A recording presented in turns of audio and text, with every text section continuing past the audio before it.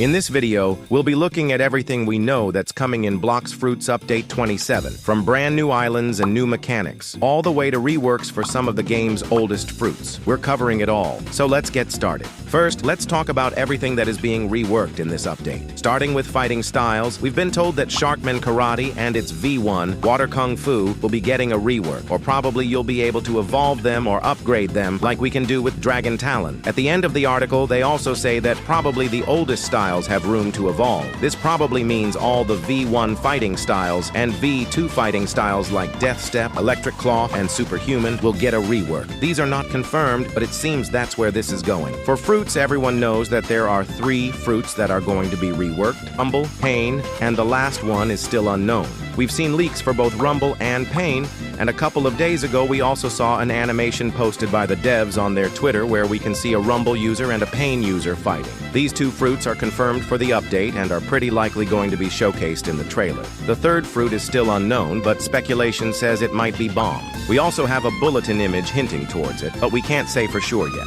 Next reworks are for a few outdated swords and accessories. I think all the accessories will be reworked, as the models for pretty much all of them are outdated. For swords, we have a few that are confirmed to be getting reworked. We can clearly see 3 of them: Spiky Trident, Canvander, and the Cocoa Sword. Now let's move on to the new additions coming to Blox Fruits. Firstly, potions are going to be a huge part of this update. You'll be able to craft them using materials, and they'll give all kinds of buffs, from lava resistance to boosting your damage, money, and EXP gains, healing, and more. In this picture, we can see all the potions that are being added. Chest Seeker Elixir reveals nearby chests through walls. Lava Skin Tonic grants complete immunity to lava. Provoker's Brew forces nearby enemies to target the user. Warbringer's Elixir boosts damage dealt to enemies and bosses. Experience Elixir boosts all experience gained. Fortune's Favor Flagon boosts money earned from any source. Fish Kebab Food gradually restores health, only works outside PvP.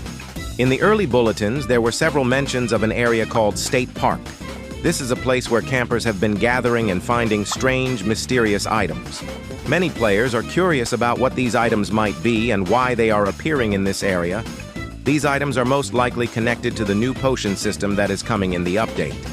While this hasn't been officially confirmed yet, it seems very likely that State Park will be a new area to explore, full of unique items and possibly materials for crafting. If this is true, players will probably want to spend time in State Park collecting these items and experimenting with them in the potion mechanic. It could become a key place for gathering items for potions. Next, we're going to see a big boss overhaul in the game, making bosses a lot harder and more exciting to fight. They will have new mechanics, unique abilities, and overall become much more dangerous opponents. Right now, most bosses are just NPCs with a few moves and a big health bar, but that's going to change. The new system will make each boss feel more special. The devs haven't shared many extra details yet, but they have confirmed that the plan is to rework bosses in the same way they already revamped Orbitus, Chef, and Cyborg, giving them better moves, smarter AI, and a more engaging fight overall.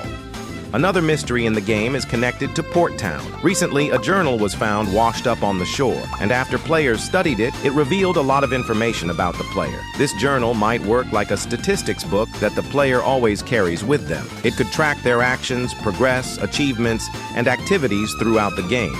Basically, it feels like a personal item designed just for the player, something that records everything they do. It's possible that this journal could also have other uses in the future, maybe giving hints, tracking quests, or even interacting with the new potion system. For now, it seems like a special item that will help players keep a detailed record of their progress in the game.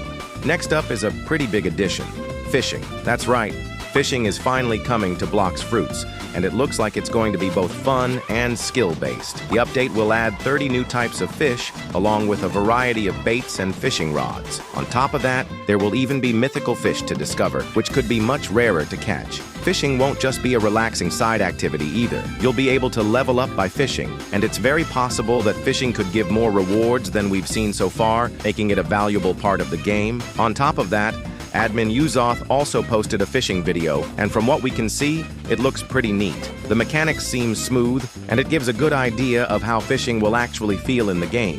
One of the most exciting additions in the upcoming update is the underwater Tiki Island. While we've already seen pictures of the island, the developers have now released a video showing the submarine in action, giving players a better idea of how they'll explore this new area. Players will be able to dive deep under the sea to reach the island using the submarine, but it doesn't stop there. The submarine can also take you to other islands in the third sea, which opens up a whole new world for transportation. The island is expected to feature new quests, enemies, and likely a brand new boss, making it a good spot for leveling up. Even though the submarine isn't fully operational yet, NPC hints suggest exciting underwater features, adding mystery and excitement to the area. The underwater Tiki Island could become one of the most popular destinations for players in the update, offering a fresh experience.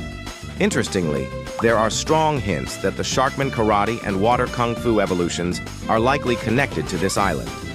Since both fighting styles are tied to water and underwater abilities, it makes sense that this new island would be the perfect place for these updates to be introduced. Players might be able to train or unlock new moves here, but this part is just a theory. There's also a mysterious figure that has been spotted roaming around in the update's teasers. This character seems very secretive and powerful, and we don't know much about them yet. Later in the teasers, we see this figure captured by the Marines. But even in captivity, they managed to cause a huge explosion, showing just how dangerous they might be. While nothing has been officially confirmed, many players speculate that this could be a hint at the Blox Fruit rework that's coming soon. The way the figure uses explosive power in the teasers fits the theme perfectly, and it's possible we'll see changes in Blox Fruit in the next update. Either way, this is definitely something to keep an eye on. Next, we have the Creation Fruit upgrades. As we know, in the previous update, we got upgrades for both Eagle and Gravity, but in this update, we're getting upgrades for the Creation Fruit. The upgrades include a lot of cool stuff, but the best one is probably the drivable car. Being able to drive a car is going to be very fun. Along with this, we're also getting a summer event celebrating 50 billion visits. There will be an inventory rework and 2 new currencies, Oni medallions and celestial fragments, which can be exchanged for limited time rewards. They haven't told us what the rewards will be or exactly how we'll be able to get these currencies in detail. In this event, we'll also be able to get new skins for our fruits. It looks like they're adding a lot of them, and you'll be able to roll for them using the gacha.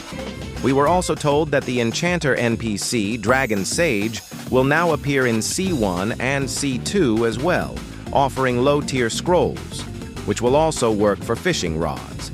And lastly, throughout this series of bulletins, many questions were answered by the devs.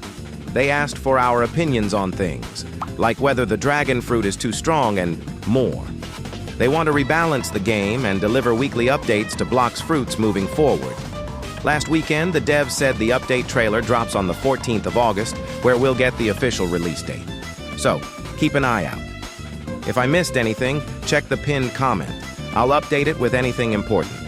If you found this helpful, don't forget to like and subscribe. We're almost at 10K. Let's hit it together. Ghostant out.